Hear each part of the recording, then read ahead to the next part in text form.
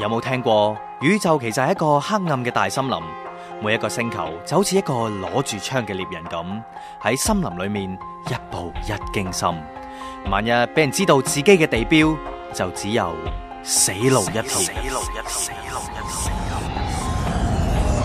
歡迎登入黑森林。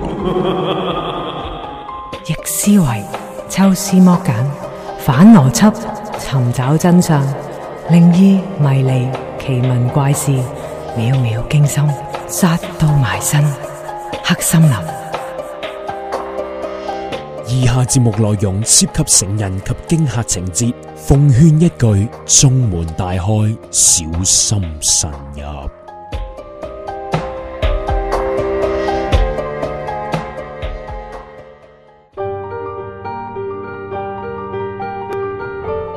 眨眼呢，又到黑森林嘅時間啦！咁啊，今晚大家聽到一位咁磁性啊、熟悉嘅聲音，就係我肥蘇啦。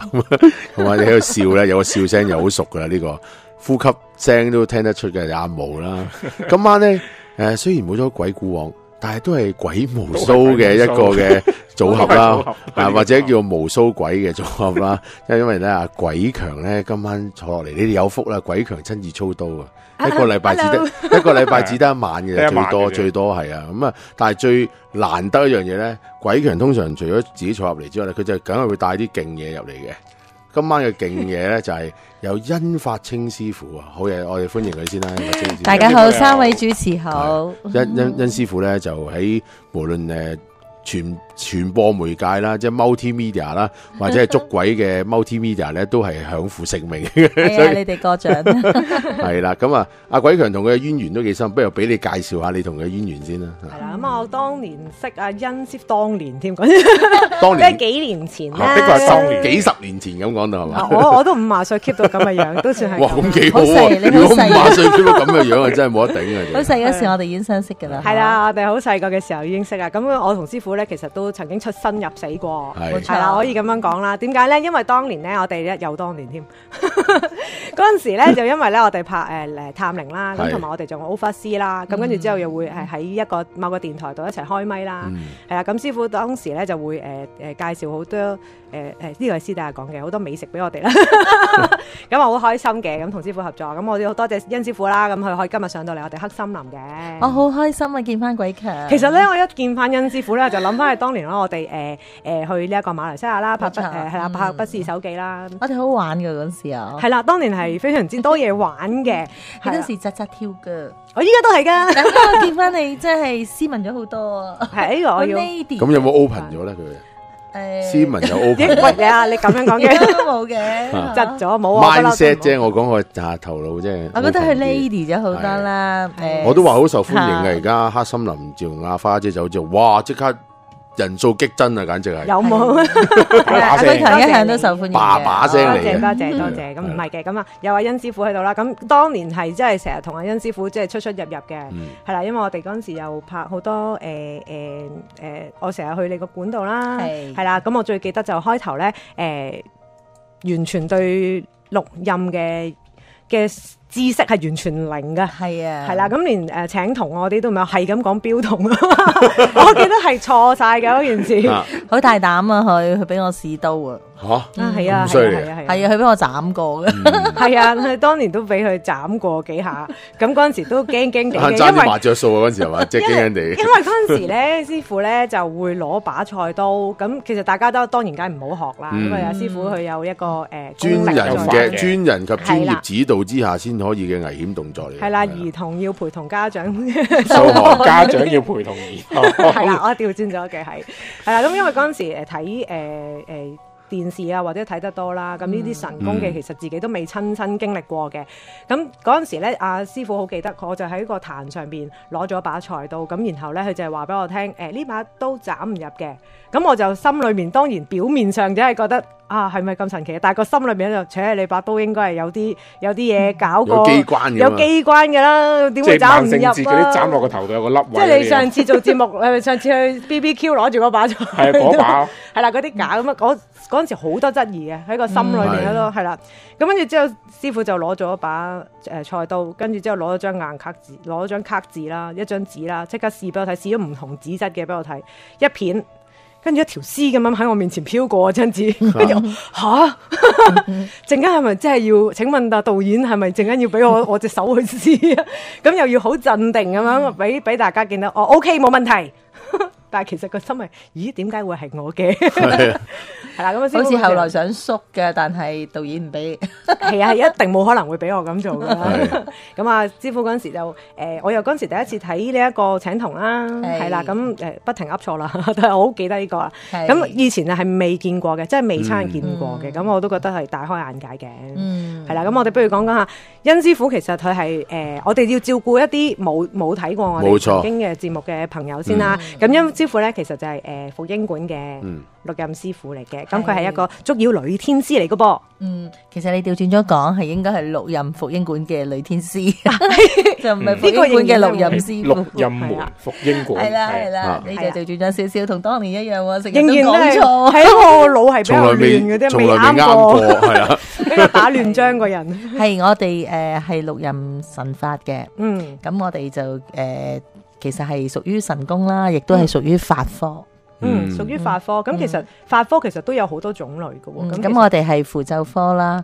咁其實神功咧就其實神功係等於法科，因為我哋好明顯係所謂嘅玩法術啦。玩法術嘅意思，我哋唔係話到人迷信啊嗰啲咁，而係我哋有一啲法咒啊，或者有一啲法門嘅花式啊，嗰啲都可以去做到一啲平時人做唔到嘅嘢，譬如例如止血啊，或者止肚痛啊，或者救人哋昏迷暈咗啊，救醒人啊，或者一啲醫病啊，一啲驅邪啊，咁我哋都可以做得到咯。我記得之前係有啲吞牙籤啊，嗰啲其實都係屬於嗰啲係我哋嘅神功嘅所謂嘅請神功，就係愛嚟咧俾大家睇到我哋所謂神功護體咧，我哋就甚至可以碎玻璃啦，或者碎火磚啊，或者受梯啊，吞牙籤啊，都唔會有任何嘅問題嘅。肥都有冇試過啊？我吞口水有嘅，吞牙籤唔得啊！真係呢啲係要經過專人長時間嘅訓練先得啦，即係要咁係啊，有功力噶嘛，係咪先？係啊，師傅點解會入呢一行嚟做咧？即係點解你會揀咗做錄音師傅嘅？咁啊真係好長篇㗎喎。其實咧，我做每一次節目咧，都係有人就咁樣問我。係啊，因為好奇怪，即係其實一個女性啦，其實好少係做法科噶嘛，係咯。咁其實咧我自己畢咗業咧，我係做教琴嘅，我喺通利琴行嗰度教琴嘅。咁咧就後來咧，我就對呢個監獄好好奇，於是我就考咗入懲教處。咁我就係因為返懲教處嘅時候返夜更咧，咁我就唔好彩。見鬼係點？咁懲教處唔係即係當時應該淨係有皇冠嘅年代，有照住一個門就咁樣嘅，因為我做嗰個係未成年嘅女子監獄，咁咧我哋就唔需要着嗰啲制服嘅，我哋着一啲所謂叫做便裝。咁咧就係都係一啲好似獵裝咁樣嘅，咁但係衫裙咁啦，咁但係就冇係嗰啲軍裝嗰種啊，唔需要着軍裝。即係如果正式女子監獄，我哋就要着軍裝。咁但係我嗰個因為係未成年嘅，所以我哋係着嗰種叫 TC 裝，即係唔需要着軍裝，所以冇咗個皇冠喺身嘅。咁但係其實當初嘅時候，第一次返夜間咧，其實啲師姐咧都有教我哋嘅。如果遇到乜嘢啫，都唔好擰轉變啊，或者拋下條鎖匙嚟行啊，咁都有教下我哋呢啲招數嘅。即係拋下條鎖匙，電影影住個獄卒一路喺度拋鎖匙，有意思嘅。即係希望有一啲響聲，咁咧就導致啲靈界知道有人氣啦，就唔會話嚟騷擾你咁解啦。同埋拋啲響聲遮住咗，有人嗌你都聽唔到嘛。係，同埋咧就係我哋會好罩忌突然間喺後邊拍人哋膊頭啊，或者離遠嗌人哋嘅全名啊咁樣，咁我哋係規定唔準嘅，即係唔好咁樣嗌法。即係我嗌代號。係啦，嗌代號就唔好嗌全名咁。咁變咗咧就已經教咗好多我哋嘅嘢，但係無奈咧，因為我嗰個所謂嘅監獄咧係5個墳場包住嘅。哇！喺港島區嗰度，係啦。喂，呢啲係十面埋伏。冇錯，因為佢係直情係一個隔住一個即係一個鐵絲網，隔離已經係墳墓嚟㗎啦。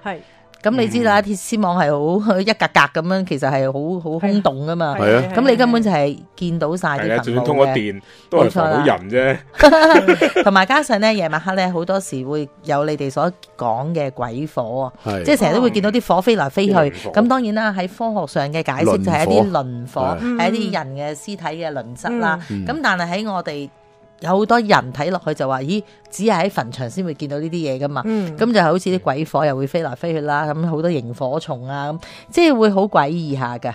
咁就知道好多嘢。冇錯啦。咁其實嗰晚我係返夜更啦，第一次。咁咧就我嗰晚係守嗰個所謂叫做 C1 倉，嗰個其實係一個叫水飯房，即係話如果一啲犯人咧佢喺入邊再唔守紀律嘅話。冇錯啦，咁就要判佢單獨囚禁。就講到咧，就真係滾水撈飯，唔准你食餸啦，咁樣亦都唔准你探訪，所謂嘅無福利啦。咁而嗰晚我當更嘅時候咧，就啱啱冇人罰啦。咁嗰個倉係其實吉嘅。咁但係當我去到半夜嘅時候啦，咁就係人事啊，即係3點至5點嘅時候，呢一個時間咧就係。所謂猛鬼出籠，其實呢個時間係最陰嘅。咁就係我啱啱我一個人守嗰個位，咁我就見到有一個清朝嘅着清朝嘅衫，一條大珠鏈嘅，咁啊官嚟，係啦官嚟嘅，但係佢居然係冇頭嘅。哇！但係佢兩隻手就捉住嗰個倉嗰個窗門嗰兩支鐵絲，捉住嗰兩支鐵絲，冇錯就係僵屍先生嗰啲衫。係咯，係啦，最驚嗰樣。咁究竟阿師傅有咩經歷，最後成為真係一個師傅咧？轉頭翻嚟自有分曉。秒秒驚心，殺到埋身，黑森林。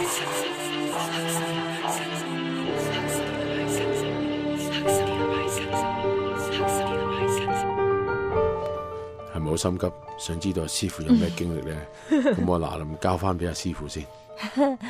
咁係啦，即係其實當時就係見到佢企喺個窗門嗰度，就兩隻手揸住兩支鐵枝咁啊！哇，嚇到我咧！會唔會喺度熬嗰個鐵枝啊？佢冇熬，佢淨係企喺度。我點解突然間明明今晚個倉冇人，點解會有個人企喺度嘅？咁第一望，咦，隻清朝衫，戴住大珠鏈，但係冇頭喎。咁啊，即刻哇嗌到咿哇鬼叫啦！已經喺度哇咁樣喎。咁啊，我哋嗰啲所謂D.O. 啦，即係兩啦扮啦，咁啊，另外有個 second IC 就係嗰啲沙展啦，咁啊，即刻全部衝晒嚟啦！咩事啊？咩事啊？咁樣我都講唔到嘢啦，已經驚到講唔到嘢。咁啊，當然啦，就揾人替換咗我，就換咗我翻去就坐喺醫院嗰度休息下啦。咁我哋入邊有醫院咁樣，咁啊坐喺嗰度休息一陣嘅時候，好耐先講得翻嘢咯。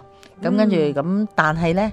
因為夜更咧，我哋就係人手咧，就係咁多就係咁多嘅，咁唔可以話你突然間因為有啲咁嘅事咧，突然間 cancel 咗啊，你翻屋企休息啦，咁咧就變咗冇人去頂我個位嘅，咁所以咧佢最多就揾我去調轉咗個 pose，就譬如我嗰晚就係陪住個 second IC 嘅，咁變咗就揾第二個去替咗我個位咁樣啦，咁咧就1晚。咁第二朝其實開始已經發燒啊病咁樣，咁而咁好彩咧就係其實我幾個哥哥都係學咗錄音嘅，係咁咧我哥哥就話：哎呀細妹啊，監獄嗰啲係比較陰沉㗎，比較陰㗎，不如咁啦，我俾條平安符你馱住啦，咁於是我就攞咗我哥哥條平安符馱住，咁咧我哋係嗰陣時係隔2個禮拜一次夜更嘅，咁一路以嚟我都袋住啦，咁啊日更又冇見到噶，咁至到夜更，因為日頭咧我哋係要着裙嘅，咁夜晚咧我哋就要着褲，咁我就要換噶嘛，咁我因為日日咧都擺住喺嗰條裙嗰個制服嗰度啊，嗰條平安符，咁嗰晚翻夜更我又唔記得咗將嗰條符擺落個褲度，嗰晚咧我又係咁啱守過個位，我又係同一個時間同一個地點見翻佢。今次佢有頭嘅喎，但係就係薄餐冇五官。係，哇嚇到我咧！其實我突然間忽發奇想啦，我諗佢係咪覺得好奇怪？點解日頭着裙，夜晚着褲去嚟睇？唔係嘅，因為其實嗰度咧係話説咧，嗰條又叫涌濱啦，就係以前咧就係日本仔斬頭嘅地方，係嚇，同埋亦都係嗰啲清朝官咧喺嗰度斬頭嘅。係，咁所以咧就有時我哋聽啲師姐講咧，其實夜晚黑咧好多時會聽到出邊有啲軍隊，即係啲日本嘅軍隊咧喺門口個大閘出邊嗰度斜路度喺度操兵，聽到晒啲哨子聲啊，聽到晒佢哋嗌嗰啲咁嘅口號啊咁樣嘅，但冇人夠膽出去睇嘅。你講開操兵咧，我都記得我曾經咧喺去 camp 嘅時候咧，嗰度又係一啲軍人，即係以前軍人喺嗰度日軍喺度操兵啊。過咗一晚之後，成晚聽住操兵聲，瞓唔到覺。我都大約知道嗰個聲係點樣，即係撲咁樣啦。咁所以咧就變咗我嗰晚又見到，咁又驚，咁又係發燒。咁啊翻到去就又講俾哥哥聽啦。咁哥哥就話：唉，細妹，不如你咁樣，不如你去學神功啦。係咯，咁樣唔係辦法。你又漏低咗，咁點算咧？佢話不如你學啦，你只係學嚟防命啫，即係又唔係叫你入呢行，即係叫你防命、保命、防身咁樣。咁我話好啦，咁我就咁樣就學咗六壬神功啦。即係同你哥哥一齊去。係啦，咁咧就我初拜咗師之後，其實我係冇咩特別嘅，我唔會特別迷信，亦都唔會話特別投入啊！哎呀，乜嘢都要拜神啊，咩都要咩，我冇嘅，因為我係好平淡咁嘅啫，只係學咗心安理得。咁又唔知點解真係學咗之後，而家叫30幾年咯，真係一次都未見過鬼咯。就係咁樣咯。防身就已經驚咗你啦，你有冇去功力？你唔係有功力嘅話，多數咧你即係啲人成日都喺度講啦，一啲師傅級嘅話，佢如果學咗嘅話咧，個身上面咧係會發出一啲嘅金光，啲鬼見都係會迴避嘅。冇錯，我哋係有法喺身咧，咁其實嗰啲靈界咧，盡量佢都唔想騷擾你嘅。即係佢驚過你啊。不過有時萬一佢係真係咁啱你嚟到，佢突然間冇準備，咦嚟咗，佢想走，咁佢走唔切，咁可能唰一聲走嘅時候咧，俾你見到個黑影閃過，唔出奇。咁但係唔代表佢係想害你，或者話哎呀乜學咗神功都會見到鬼嘅咩？其實都會見到嘅，同埋絕對係感應到嘅，比平常人更加敏感添。係啦，咁所以就係咁樣就學咗。咁其實一路以嚟咧，一路我都中途都會轉咗第二啲工啊，咁啊亦都轉過去警察部啊，又轉過去做 TVB 啊，咁樣其實我都轉過幾份工噶啦。咁我一路都冇話好特別成日拜神啊嗰啲咩嘢冇嘅。咁啊直至到我轉咗去警察部，咁跟住就警察部曾經發生過一啲問題啦，一啲靈異問題啦，咁我處理咗嘅。咁處理咗之後咧，咁啲人就開始覺得，原來你識啲嘢㗎，咁樣，咁一路做落去啦。咁啊，好多時啲同事有問題都會揾我啦，差館上有問題都會揾我啦。咁多數都係咁。係啦，咁跟住就差唔多退休啦。咁啲人我就諗住唔做啦，咁樣。咁啲人就話，不如師傅你開個館發揚下，幫多啲人啦，咁樣，或者收下徒弟啦，咁樣提議，咁我就做咗呢一樣嘢。都幾不可思議喎呢件事。咁唔係講簡單，我用2個字總結：緣分。冇錯，緣分。即係其實我係諗都冇諗過，我做咗師傅咯。係。其實如果你咁樣嘅情況真係嘅話，我都覺得如果俾著係我嘅話，我都未必會諗到我會做到師傅呢一行咯。因為你自己撞，即係好似我咁樣，我都冇諗過呢樣嘢嘅。不過即係其實好多嘢真係好似阿肥蘇講啦，係好講緣分嘅。咁其實自細嘅到大，我媽媽將我契俾觀音嘅時候咧，觀世音菩薩都已經講話如果我湊大呢個女咧，將來呢個女一定要幫仙佛做嘢嘅。即係有咁樣，有咁樣同我媽媽落咗呢個承諾嘅。咁樣，所以我就，我覺得咁巧嘅，真係無端端會真係做咗呢行嘅，我都唔知點解嘅。整定嘅。好啦，呢個時間我哋可以去不可思議檔案。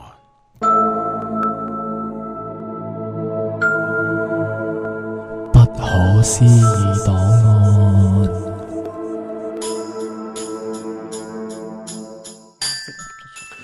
今日嘅不可思議檔案呢，有一個幾得意嘅，即係我覺得值得同大家介紹下。咁喺法國啊，里昂呢個地方呢，有博物館。咁其實博物館呢，全世界都有噶啦，即係每個地方都有。但係佢呢個呢，就係一個袖珍版嘅博物館。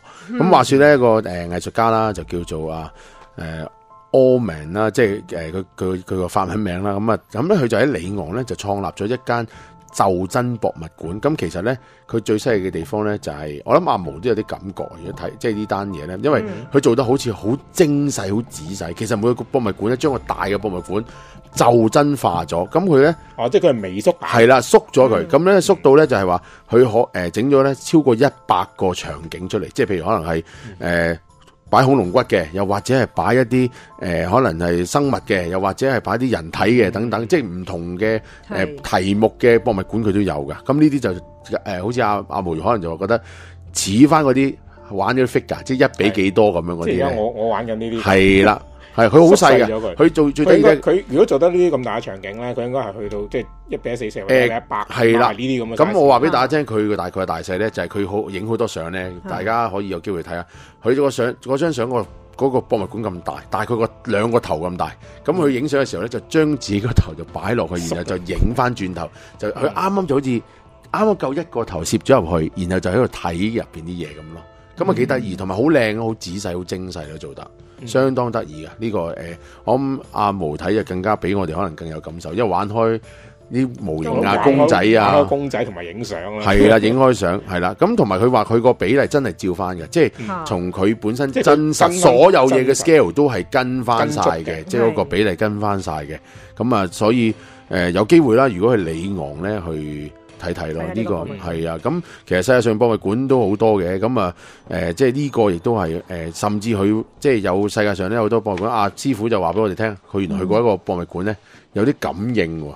喺英國係嘛，去係大英博物館，大英博物館都有啲感應，係咩？係去睇木乃伊嗰陣時有感應。係啊，其實咧我哋法科咧對一啲靈界或者一啲異常嘅情況咧，我哋都會特別敏感嘅。咁咧，我去嗰個大英博物館咧，純粹真係參觀嘅啫。咁但係有一 part 咧，我去到咧係睇木乃伊嘅。咁我一行埋去，始終可能咧嗰啲都係年紀即係屍體啦，即係我哋係有感覺咯。但係會唔會擺得耐？即係嗰條屍體會越耐，你會越有感覺咧？會嗱，因為所謂嘅老鬼啊呢啲。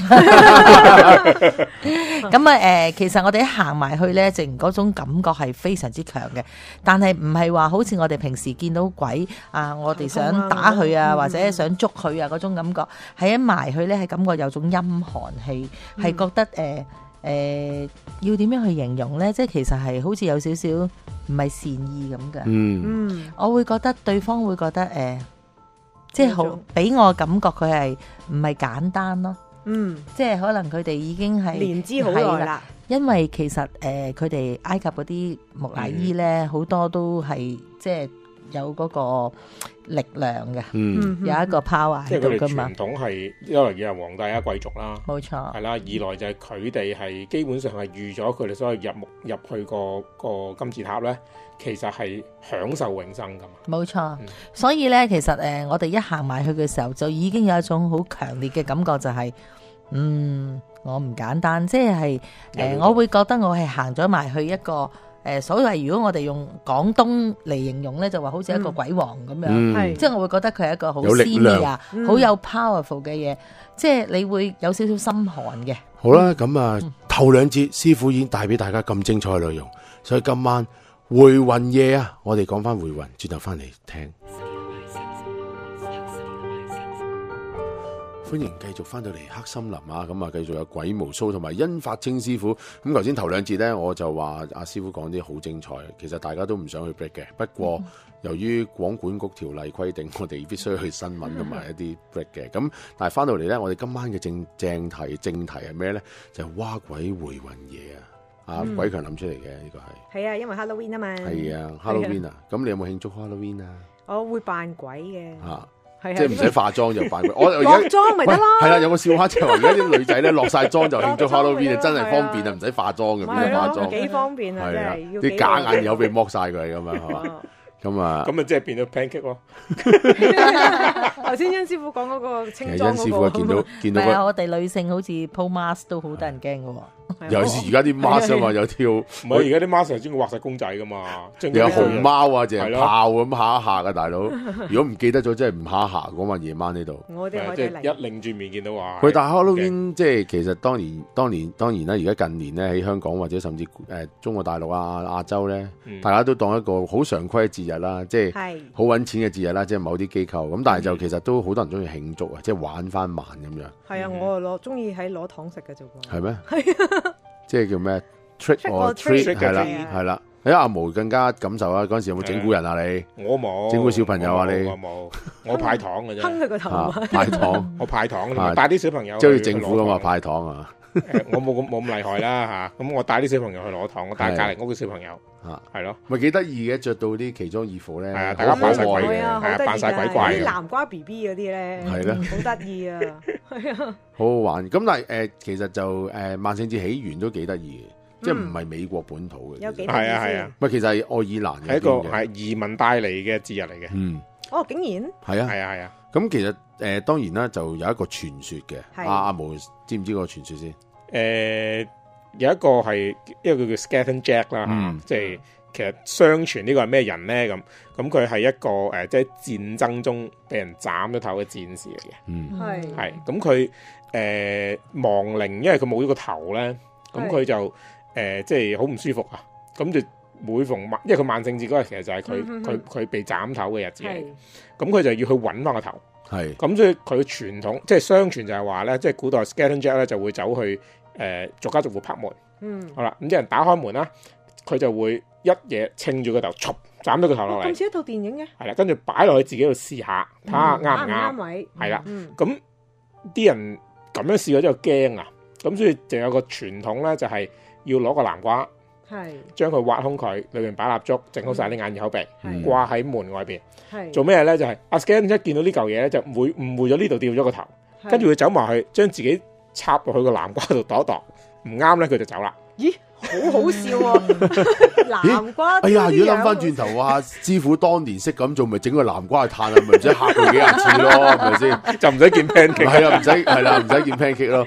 喂，但係另一個咧就有另一個嘅，咁其實有一個都係叫阿 Jack 嘅，咁佢就話咧，古時候咧，愛爾蘭咧就有一個好中意飲酒噶嘛，即係愛爾蘭人，咁啊醉酒佬啦，飲醉咗叫阿 Jack，咁佢就話有一日飲醉晒，咁咧原來就同撒旦傾偈，唔知有撒旦嚟揾佢咁啦，佢就氹咗阿撒旦上樹喎，佢話佢咁嚟，咁啊跟住上樹之後咧就叫阿撒旦，你幫我喺個樹度畫個十字架啦，咁啊真係畫咗十字架出嚟喎，咁點知咧就將阿撒旦困咗喺樹上面落唔到嚟，咁佢就話，咁阿撒旦就話喂，你快啲解救我啦！咁啊得嗱，而家我救你，你咧就令到我唔使落地獄咁樣。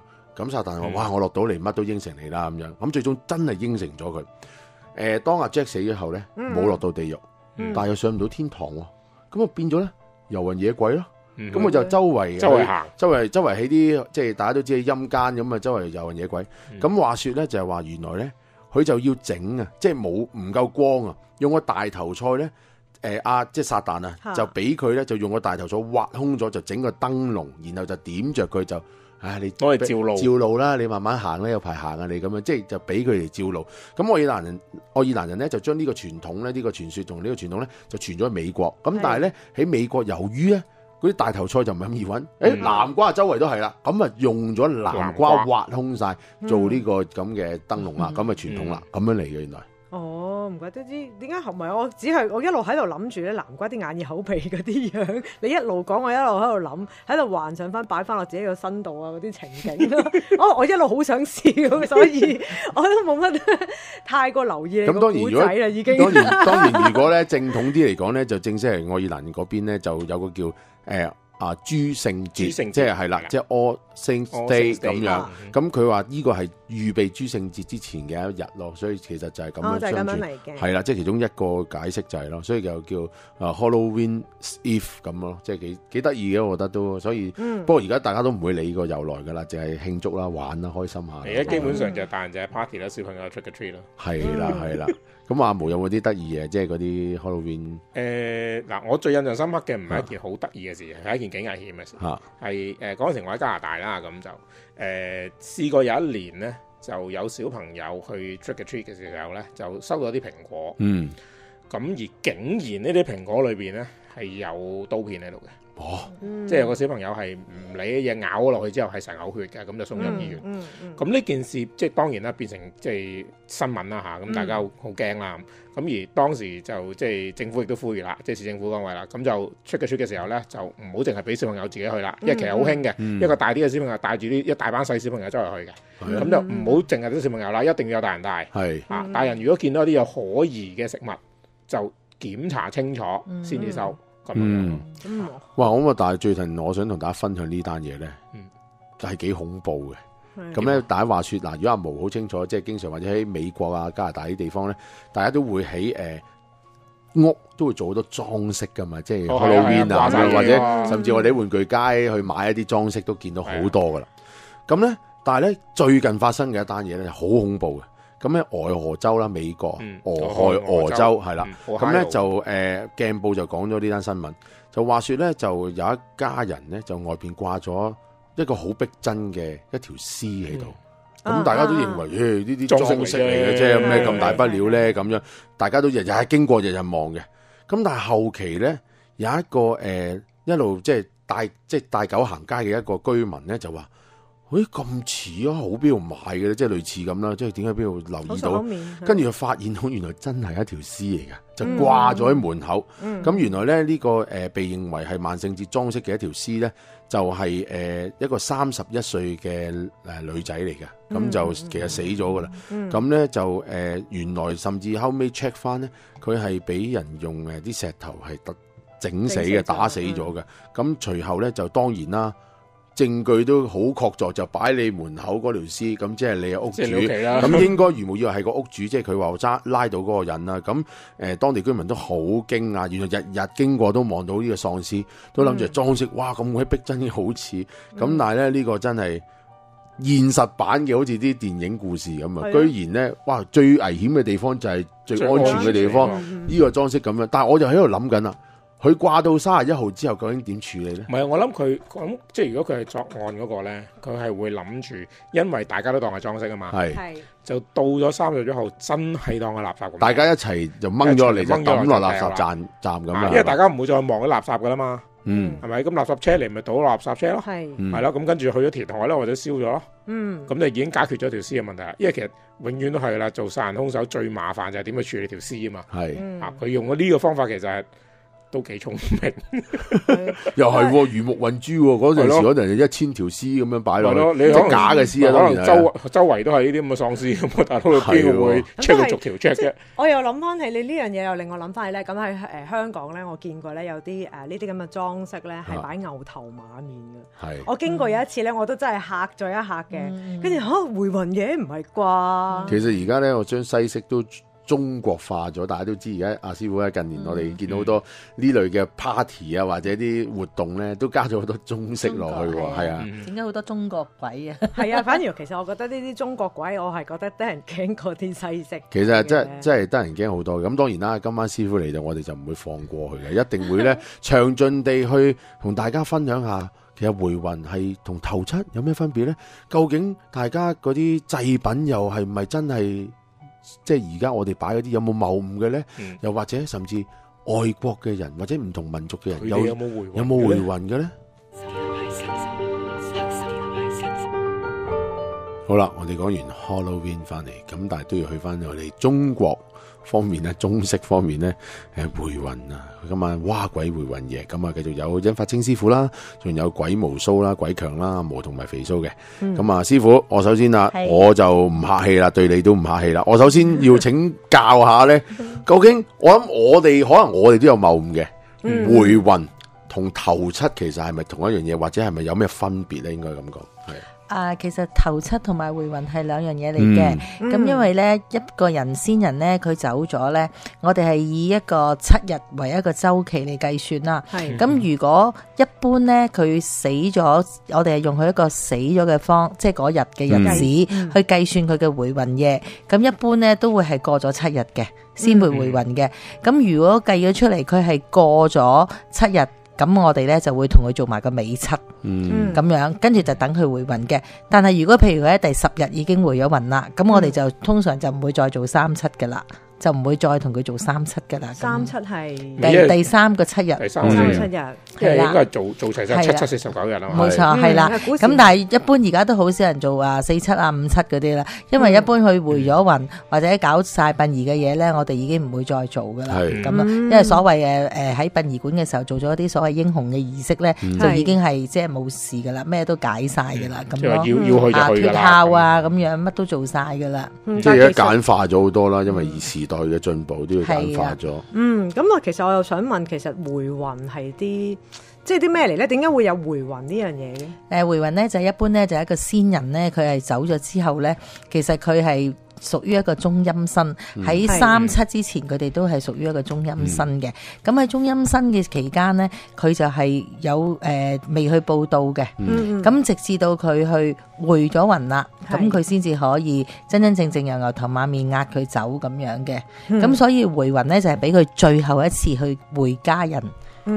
咁等佢可以見家人一面咁解咯，或者甚至係咪我聽聞咧係會嗰個先人或者嗰個死者咧，佢嗰陣時會去翻自己熟悉嘅地方，或者由細到大去開即係好熟悉嘅一啲環境啊，會唔會啫？會嘅，因為所謂死人尋舊路啊嘛，咁所以咧就係如果嗰個先人咧佢走咗咧，佢通常都會翻去自己屋企嗰度咁樣。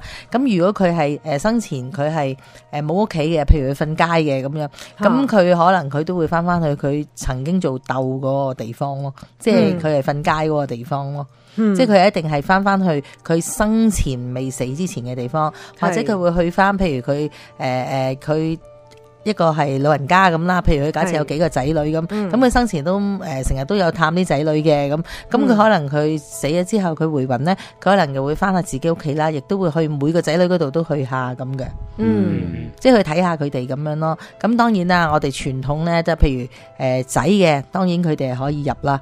咁但係如果嗰個係外嫁女嘅，咁佢只可以喺門口裝下就入唔到去，因為女已經嫁咗俾人哋嘅祖先啊嘛，即係嫁咗另人嚟男家啊嘛。係啦，所以佢就唔入得嘅，即係冇 permit 啦，入唔到去啦。係啦，咁啊，如果講即係好多人咧，而家其實會唔會你阿師傅會見好多人會問錯，即係或者係做錯一啲嘢咧？譬如喺頭七或者回魂嗰陣時去做錯好多嘢咧，其實其實會㗎，因為好多人咧就都係一般啦，係咁樣拜下咁樣，咁同埋咧有好多規則嘅嘢咧，有因為成日都會有錯嘅，譬如好似一個先人佢啱啱走咗咧，係你知啦，赤裸裸嘅，因為尤其是喺醫院死咧，佢一定摸翻晒你嗰啲衫。咁我哋就會第一時間咧，就應該要係俾佢上路嘅時候咧，就應該要俾燒即係識燒套衫俾佢啊，燒鞋俾佢着啊咁。如果唔係咧，即係有啲人咧，有啲屋企人咧，佢哋唔識呢啲嘢㗎，咁佢冇做到呢一樣嘢咧，咁嗰個靈即係嗰個先人咧，就真係好陰公係赤裸嘅咯。佢要直至到搞晒殯儀，佢有壽衣為止。佢先會有衫着咯。即係換句話講，如果照師傅所講咧，我哋理應咧，如果我哋做咧，最好就佢走咗啦，盡快都做呢件事。冇錯，係要盡快，即刻要燒套衫俾佢着先。咦，真係未？我好少聽聞有人會咁做嘅。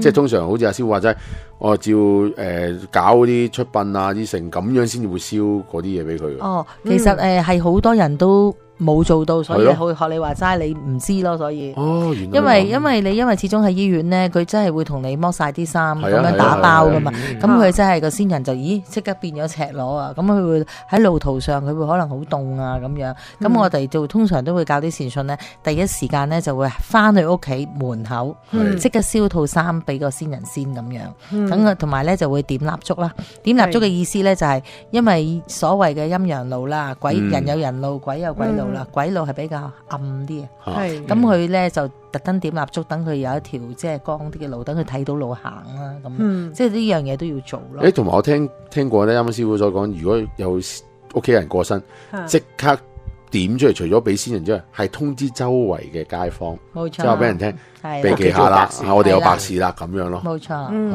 咁我突然間諗翻起咧，有陣時即係我屋企啦，曾經有人過身啦，咁佢哋咧會喺度計咧嗰啲咩魂頭幾多像啊嗰啲咧，係咪又係喺度計回魂嘅時候計埋嘅咧？冇錯冇錯，咁計佢個天干地支啦。如果計到出嚟咧，佢係譬如一丈幾咁樣，如果係一丈三之下咧，咁咧就係呢一個先人咧就有好多心事未了啊，咁同埋亦都唔夠嗰個福氣咯，唔夠個福壽咯。咁但係如果過咗丈三咧，就已經係屬於冇咩即係冇乜嘢欠噶啦，咁都會係個福壽好好咯。咁亦都會有一啲後生中年夭折嘅，即係譬如中年嘅突然間有一個病死，因為病死我哋係屬於一個順其自然嘅死亡。咁咧佢譬如佢好後生嘅，咁咦咁佢點解會仲有福分嘅？佢但係佢 check 到嚟話丈8咁，可能好高喎。咁樣咁原來咧就係佢可以下一世咧佢會收得好好嘅。我因為以前都喺度研究緊，點解突然間會有啲丈8咁？你一丈其實係唔知幾高，係總之係好高噶嘛。佢嗰啲計法就唔會話好似我哋真係攞嗰個尺嚟度啊咁樣噶，咁樣嘅一丈啦。佢嗰個所謂一丈咧，其實即係好似等於我哋凡間嘅日子同神仙嘅日子計，1年同3年咁樣，3000年咁樣，即係唔同計法嘅。咁佢嗰個所謂一丈咧，其實係屬於矮嘅，個雲頭叫矮嘅啦。咁如果雲頭咁矮咧，呢個先人就一定係死得唔安樂，亦都有好多牽掛。所以佢即係反而係有多牽掛，佢先會更加翻嚟。冇錯啦，冇錯啦。咁如果佢福分高，佢其實會唔會翻嚟咧？都會翻嘅，一樣會翻。係咯，即係冇關係嘅，而只不過係佢嗰個福分嘅問題。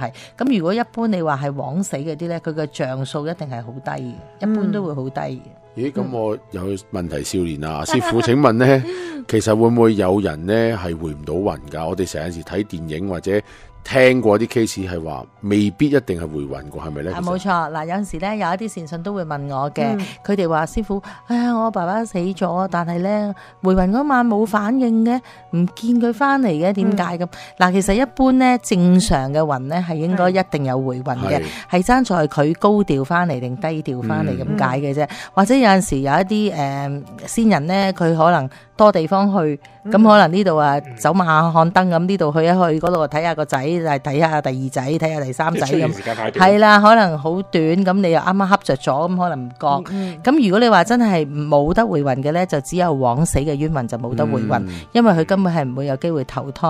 咁因為枉死嘅冤魂咧，即係譬如例如自殺嗰啲咧，譬如跳樓嗰啲咧，佢哋就係永遠都唔可以投胎嘅。咁佢哋咧就只可以喺翻自己跳樓嗰笪地方，要重新去做翻嗰樣嘢，重複去做，要直至到佢做到係揾到替身為止咯。或者即係變咗地縛靈，係啦，或者揾到一啲高僧或者一啲有法力嘅師傅去超度佢，帶走佢，佢先至可以離開嗰度嘅。但係唔係即係有啲傳聞喺度講啦，話即係如果佢本身係80歲嘅，咁佢喺30歲嘅時候咧就喺嗰個位跳樓啦。冇錯。咁佢係咪要喺嗰個位度跳翻50年咧？冇錯，即係一路唔停嘅，直至到佢真係學我頭先所講啦，你真係有師傅去帶走佢，或者佢真係揾到替身咯。哇！呢個其實仲痛苦喎，即係你餘下嗰個壽，然後跳翻50年，重複咁樣。冇錯，因為其實自殺咧係一個好大嘅罪業嚟嘅，因為身體髮膚受諸父母啦，10月懷胎生你出嚟，你點解要夭折你自己咧？咁有時有啲人咧就可能真係因為有病厭世咁樣去死，咁喺我哋人嘅角度去睇都情有可原嘅。但係有啲人咧真係為咗情感啊，為咗錢啊呢啲即係咁身外物嘅，係啦，咁身外物嘅嘢都去走去死咧，令到你嘅父母好傷心。所謂話白頭人送黑頭人咧，係好大嘅罪業嘅。咁呢啲就係冇得回魂嘅，因為係冇得投胎嘅。佢即使去到80年之後啦，都係一樣唔會回到魂嘅。冇嘅。係咪去？我聽聞係咪叫枉死城啊？係咪？係啦，冇錯。因為如果係枉死嘅人咧，係去枉死城就唔係落地府嘅，咁係另一班人噶啦，就唔會係牛頭馬面去處理咁樣噶啦。咁而亦都唔係特別專案小組處理。係啦，就唔會係閻羅王管轄佢啦，就係城隍管噶啦。哦，所謂人哋話城隍老爺，城隍老爺咧就即係佢係屬於枉死城裏面嘅閻羅王啦，即係等於即係佢係最大，佢係管嗰度嘅，而地府咧就係閻君咁樣咯。咁啊十殿就有十殿閻君咁樣，就即係佢係屬於嗰個部門嘅啦，咁樣。咁牛頭馬面就負責係壓佢哋翻去嘅，係陽間嘅。係啦，其實牛頭馬面係屬於一啲陰差啦，咁佢係負責係壓一啲先人翻去嘅。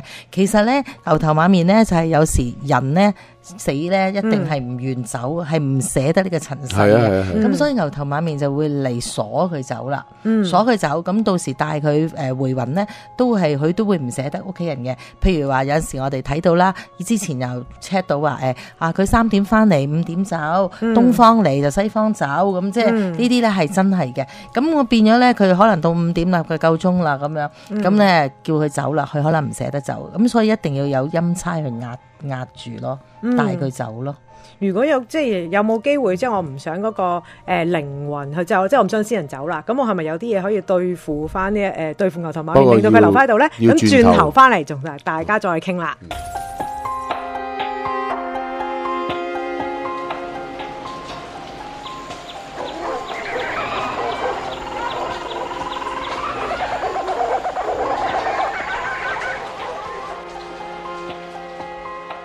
有冇聽過宇宙其實係一個黑暗嘅大森林，每一個星球就好似一個攞住槍嘅獵人咁，喺森林裏面一步一驚心。萬一俾人知道自己嘅地標，就只有死路一條。歡迎登入黑森林。逆思維，抽絲剝繭，反邏輯，尋找真相。靈異迷離，奇聞怪事，秒秒驚心，殺到埋身。黑森林。以下節目內容涉及成人及驚嚇情節，奉勸一句：中門大開，小心慎入。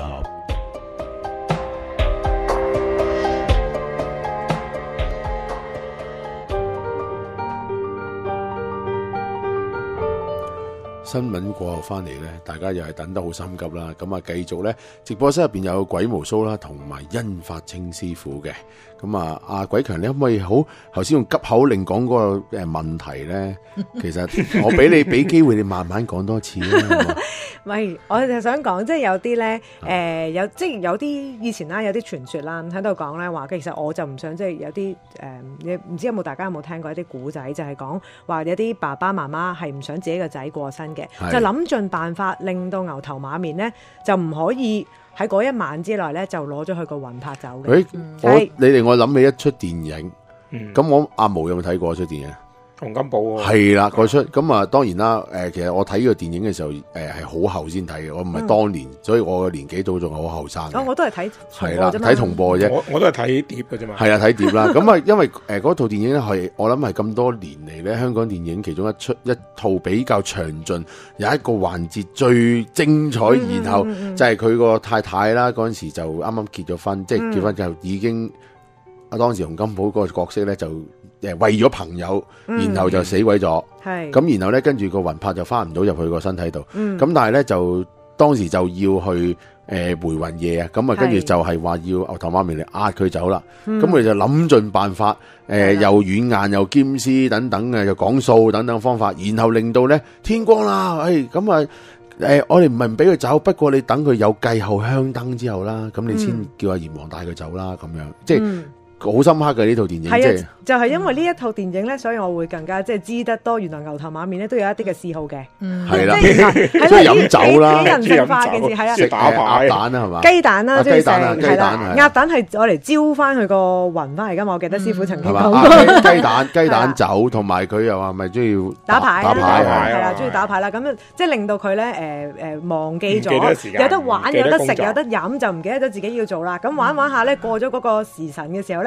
哎呀，夠鐘啦，咁我走啦，死啦，帶唔到嗰個先人走啊，咁跟住就快啲走啦，如果唔係俾閻王捉噶啦，鬧噶啦，咁就啲拿走，咁佢哋咧，咁嗰啲爸爸媽媽咧就會好，終於走咗咯，個仔冇事啦，即係多數都係有咁嘅情節噶嘛。其實但係師傅真實得唔得嘅咧？其實其實係有呢啲嘢㗎，即係譬如有陣時咧，如果嗰個先人喺度離，即係未死啦，佢一個病者，佢喺度彌留緊嘅時候啦，咁如果咧，我哋好似佢哋嘅家人，如果求助我哋法科咧，如果我哋法科曾經算過佢條命，如果佢條命係真係呢一個只係一個生死關節，佢如果攬得過，佢仲可以生存嘅話咧，我哋係可以做呢一樣嘢去阻止到。即係我哋用一啲法門上嘅嘢去阻止呢個牛頭馬面嚟收佢咯。係符法定係童身？即係落去同閻王交涉嗰樣嘢。係一啲符法，就唔使同閻王交涉嘅，即係直情係只係做一個阻止到嗰個牛頭馬面，即係陰差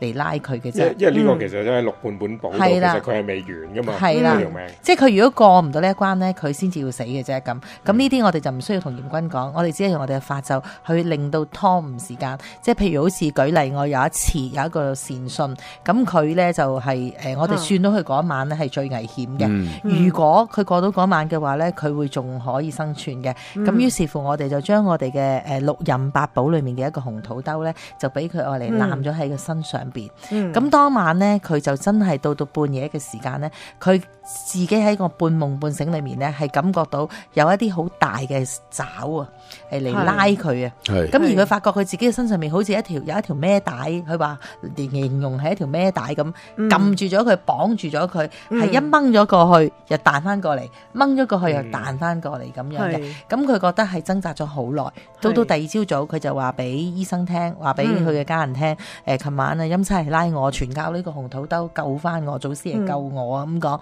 咁佢哋就問佢係真嘅發夢定乜嘢？佢話唔係啊，我而家個背脊都好痛啊咁。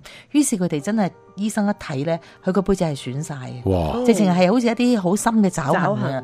咁直情要真係要搽消毒藥水啊，要即刻要處理傷口嗰隻咁嚴重。你有冇見到嗰啲傷口係點樣嘅？傷口係好似一啲爪痕咁咯，係一條過嘅。即係好似啲車痕咁樣咧，一條個紅色嘅咧，鮮紅色，好似啲沙，有啲起晒沙㗎，即係我哋嗰啲微絲血管爆咗啲起沙，起沙出血咁樣，一條長痕、兩條長痕、三條長痕，即係好亂咁樣，好多條咯，好多條嘅。係啦，冇錯。咁即係證實佢唔係發夢，當時嘅情況係真實咯。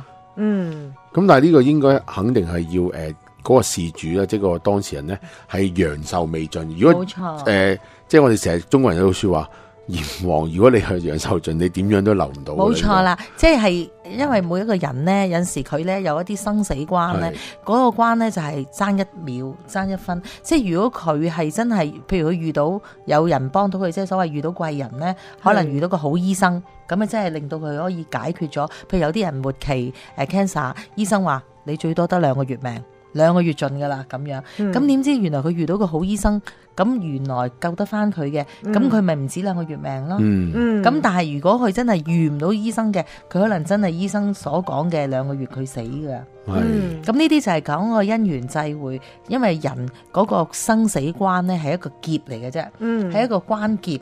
你過得到咧，係大難不死就必有後福，一定會係會有一段時間仲可以留翻喺度咁樣嘅。咁所以睇你福德啦，可能又係一啲係。咁你哋頭先所講呢一種咧，就係彌留緊，我哋去阻止陰差嚟拉人。咁嘅我哋就係只係用我哋一啲法科嘅法門上嘅嘢啦。咁但係如果你話要同嚴君講數嗰隻咧，就係我哋亦都係類似咁樣，我哋 check 到呢個人醫生話佢得翻2個月命，而我哋 check 到佢如果過到呢2個月仲可以生存嘅話咧，我哋就會去落去做一個大嘅法事，就係甚至真係帶埋呢個人落去地府同嚴君講數。咁當然我哋係會落童身啦，就請神靈帶路啦。因為我哋係一個普通嘅凡人，我哋邊有咁大嘅能力可以落到地府呢？所以我哋一定要借助神靈嘅幫助，我哋先可以落到去咧。同嚴君講好咗之後，咁呢跟住嚴君就即係如果真係合咗頭 OK 嘅話呢，我哋就要帶佢去生死判官嗰度改呢個生死冊啦。咁改咗之後翻上嚟之後，我哋又會再同佢做一啲醫病嘅法事之後呢，咁佢會係真係不藥而愈噶噃。呢一樣嘢係其實我做咗好多單都係咁樣。但係其實呢度有一個問題我想問啊，即係咁，我覺得呢個世界都係等價交換噶。咁你救咗呢一個人，咁其實你都應該要有啲嘢要還翻。即係如果唔係，你點樣無厘頭攞咗一個人嘅，即係同佢續咗命，係啦，咁唔會就咁佢就話 OK 就咁俾你噶嘛，你一定要有嘢同佢交換，你先至會可以俾佢續到命噶嘛。咁其實係咪會扣你自己個？唔會嘅，唔會嘅，因為我都講啦，我哋強調，我哋要真係 check 到佢呢一個其實係劫。定係一個係天，即係佢個命宮裏面注犯，佢係一定要死。如果佢係已經陽壽已盡嘅，我哋係冇能力做到呢一樣嘢嘅。我哋揀落去都唔會改得到嘅。係啦，其實改唔到噶嘛。係啦，但係只不過係我哋係陪佢一齊去過呢個劫，希望神靈嘅慈悲可以幫佢改變咗呢個事實咁解啫。咁啊同我哋冇關係，反而我哋係做咗一個功德嘅。咁同埋呢個呢個人呢係。神靈要幫佢話咧，都會算過呢個人嘅修為，佢嘅做法。如果佢呢個人即係好自私啊，或者做咗好多十惡不赦好事，佢係冇做過嘅，壞事做過透嘅，我諗神靈係唔會。咁即係又係講福德嘅問題，即係有冇做好事啊？個人係啦，咁尤其是。嗱，通常一般正常嘅命宮所犯呢啲咁樣嘅咧，我哋就未必會單都做到嘅。但係一般有一啲咧，都係話醫生話佢得翻幾耐，但係我哋救得翻嘅咧，好多都係同玄學有關，即係話佢根本唔應該有呢個病，係因為英靈啊，或者佢係犯咗殺啊，或者個間屋有鬼。咁啊，導致到影響到佢咁嘅情況之下咧，呢啲咁樣導致到佢要爭啲死嘅，即係俾玄學搞死嘅。我哋呢啲咧就係絕對幫到佢咯。頭先佢本身並唔係條命嗰度有問題，係啦，冇錯，係遇到一啲係啦。非正應該係非典型嘅一啲病痛，即係話其實佢係自己都唔知道，譬如佢落咗個 BB，佢自己都唔知道10年後，咦10年前嘅事佢都唔記得咗噶啦，點知10年後先突然間話，我不嬲身體好喎，點解突然間話我子宮癌？哎呀，又話末期嘅咁樣，又話死得個醫生話我得翻2個禮拜啫咁樣，點解你突然間咁樣呢？咁喺無助之下，有啲人呢就會不信鬼神啦，都要信蒼天，咁佢就會嚟求助嘅。咁啊嚟求助嘅時候，我哋一 check，咦唔係喎，你係咪落過 BB 啊？咁佢話係啊咁咁我哋就會解鈴還須繫鈴人，就會同嗰個 BB 傾訴啊所謂，即係不如我哋送你去即係重新再嚟過，譬如送你去觀世音菩薩道重新教化咗之後，重新投胎啦。因為有好多時有啲人呢就冇仔女呢，就會向觀世音菩薩求子求女嘅，咁觀世音菩薩就會教善好佢之後就你乖啦，你改善咗啦，我就將你交俾佢啦，咁就會送俾呢一啲冇仔女嘅人啦。咁佢咪變咗有機會重新投胎，好過做一個流離浪蕩嘅冤靈咯。因為如果其實好多時咧，我會發覺咧，嗰啲嬰靈咧，因為冇人知道佢哋嘅存在，父母根本唔記得咗呢件事，亦都唔相信有呢啲嘢。係，因為好多時我處理 case 嘅時候咧，有時話俾嗰啲善信聽啊，因為你係咪咁樣有嬰靈咧？佢哋係會話唔係啊，我有咗10零日我就已經落咗噶咯，咁都算。係啊，即係佢覺得即係佢承認啊，唔係佢覺得唔重視嗰陣時，即係佢都未出世或者未大過，咁冇理由會有呢樣嘢。係咯，冇錯。咁就係因為咁樣情況，即係呢啲咁嘅情況咧，我哋係絕對幫到佢咯。我哋唔係夾硬逆天而行，我哋係即係幫佢一個善信去用神靈嘅法力去幫佢過呢個難關啫。但係如果有陣時神靈已經講話呢個人係冇得救咧，咁啊，我哋真係無能為力嘅。渺渺驚心，殺到埋身，黑森林。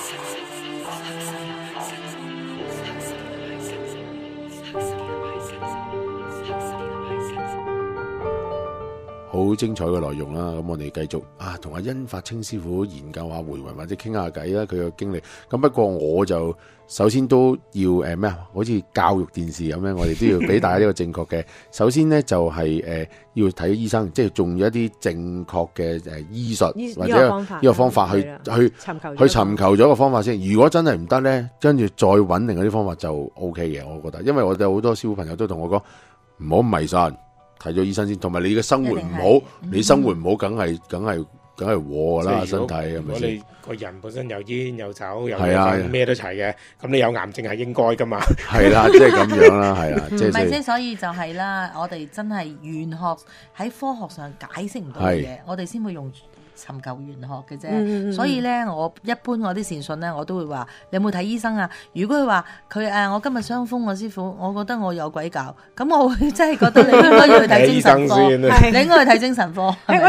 我有見過有個 case 係喺你嗰度見到，你係第一個就叫咗你不如睇咗醫生先啦。冇錯啦，係啦，然後俾翻啲報告你睇。係啊，因為好多時咧，有啲人咧就會係好迷信啊，即係佢哋仲迷信過我哋做法科師傅，佢咧就乜嘢都歸咎於呢一啲嘢嘅。有啲係嘅，有啲正如我哋有個嘉賓啦，黃醫生啦，即係你都講，佢哋都講有啲精神科人成日覺得自己有病啊，我睇完醫生都話你冇病，唔係咧，我真係覺得自己有病咧，成日就好似疑神疑鬼或者覺得自己有病。好似有陣時我哋有啲人走上嚟話：師傅，我係鬼。我要帶佢走，我而家好勁啊！我要帶，我中意佢啊！嗱，我中意。其實我哋會了解咗，我哋用法科嘅角度了解咗個事情。原來呢個女仔咧，佢係一路都冇男朋友嘅。咁佢咧就覺得，即係可能自己代入咗，就會覺得自己好靚。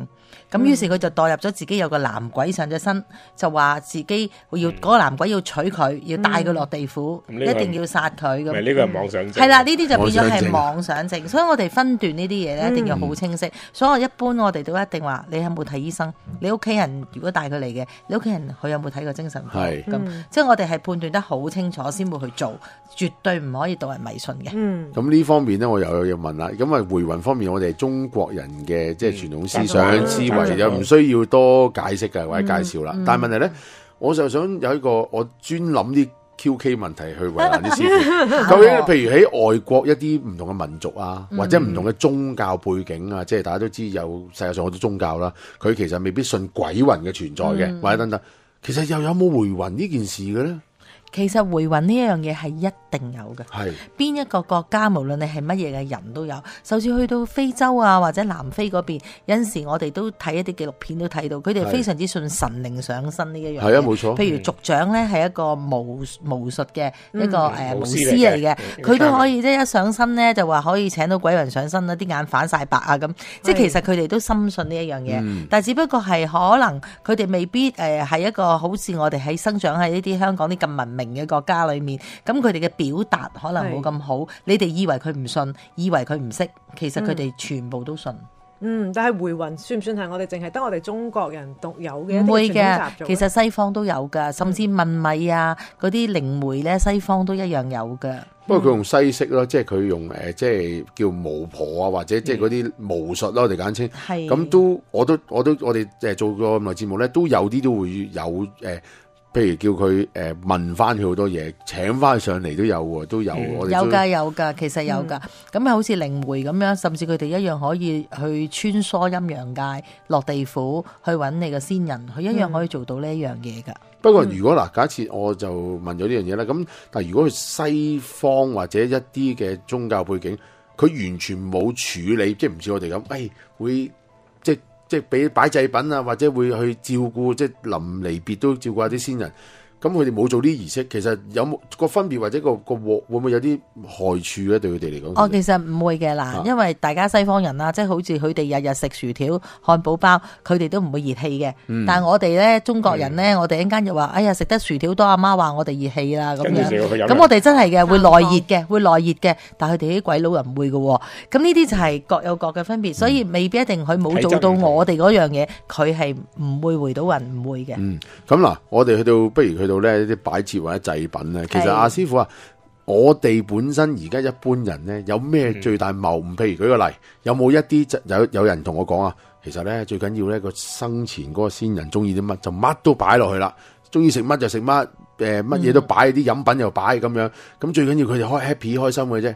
但係其實有咩忌諱咧？我哋注意其實。嗱，其實咧就咁嘅，就冇咩話刻意忌諱嘅。咁一般咧，我哋即係如果係對個先人嘅 care 佢嘅，我哋都係會話佢生前中意食乜嘢，我哋都盡量俾佢食。因為點解咧？因為佢今晚回完魂之後咧，佢就要去報到啦，佢就要上路啦。咁即係所謂嘅最後一餐。咁我哋當然佢生前最中意嘅嘢，我哋都擺低啦。咁但係咧，其實你哋最緊要做嘅咧，其實就應該要做擦鞋啊，就要擦鞋，就係要擦牛頭馬面鞋啦，唔係老細，係啦。因為咧嗱，人咧得意嘅，即係佢已經仙逝咗咧，佢好多時佢真係行步路佢都腳軟啊，佢根本都唔想行，同埋鎖晒枷鎖咁啦。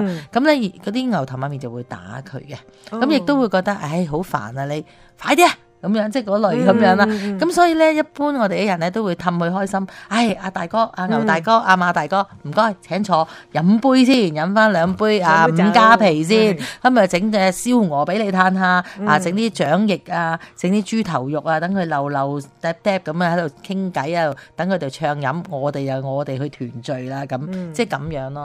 所以呢樣嘢咧係一定要嘅。所以一般咧回魂咧，我哋除咗擺個位俾個先人之外咧，另外要開一張台擺一個位，洗晒呢啲咁嘅祭品啊，咁咧就連埋啲酒啊，呢啲就愛嚟俾牛頭馬面嘅。仲有最緊要咧就係一份簿啦，嗰份簿裏面要多啲金銀溪錢去即係買通佢啊，咁樣咯。買通係擺通牛頭馬面，係啦，冇錯啦，等佢打少啲佢啦，同埋等佢咧就好開心啲啦 ，happy 啲啦，飲得咁啊有錢使得鬼推磨，即係啦，冇錯啦。其實人同即係鬼都係一樣。即係一樣係有嗰樣嘢，譬如人有好人，鬼有惡鬼，一樣。咁我覺得好在係冇廉政公署啊，即係我哋而家做緊呢啲完全係賄賂。喂，咁好難管㗎喎，因為人間界同賄賂呢一個陰間嘅又點計？因為唔可以賄賂嘅，即係對待對方好啲，咁對方咪又對你好啲咁啫嘛，即係冇。不過因為咧係冇辦法，因為。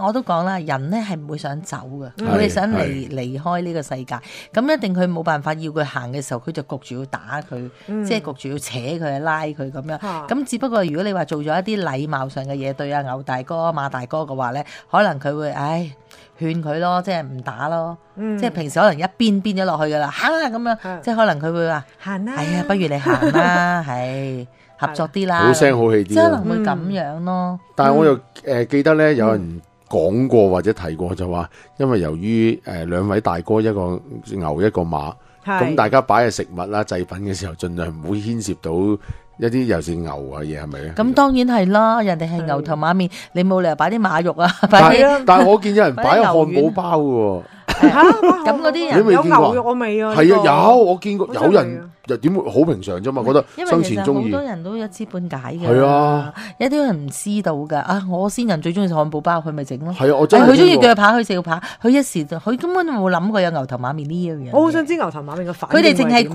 住自己嘅先人，就冇顧牛頭馬面。佢哋唔識呢一樣嘢嘅，唔係個個識得去整一張台俾一啲食物呢個牛頭馬面。咁但係嗱，譬如我 setting 係有嗰張台係俾牛頭馬面慢慢享用嘅，OK，上面有雞有鵝㗎啦。係咁呢啲同牛冇關啦，咁但係我自己先人嗰邊，我可唔可以即係俾翻啲？如果佢真係中意食漢堡包，我可唔可以擺漢堡包？都唔得噶，係。咁你咪俾阿大哥咯。咁即係要改係用素漢堡包啦。係啦，即係如果佢真係或者冇牛肉嘅牛丸咯。豬咯。係啊，豬柳堡咯，咩豬？唔係咁啊，嗰個又唔係牛尾啊嘛，但係素漢堡可以做到好似或者魚柳咯，係啊，你要改啦，大佬崩口人忌崩口碗啊嘛。唔係因為呢個我都聽過，真係有朋友係咁做，我話得嘅咩？咁佢話咩？點解唔得啊？我話唔係，我聽聞咁樣喎。佢話哇，原來咁嘅咩咁樣？係啊，不過其實你哋都唔好輕視話俾個先人嗰啲祭品。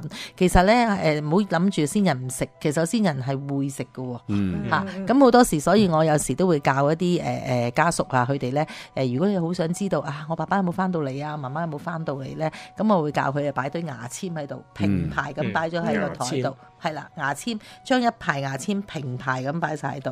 咁佢會係擺喺台度，擺喺食物前邊咯。咁佢咧如果翻到嚟咧，好多時都會百發百中嘅，就係會啲牙籤喐咗嘅，即係佢攞啲牙籤嚟吉嘢食啊。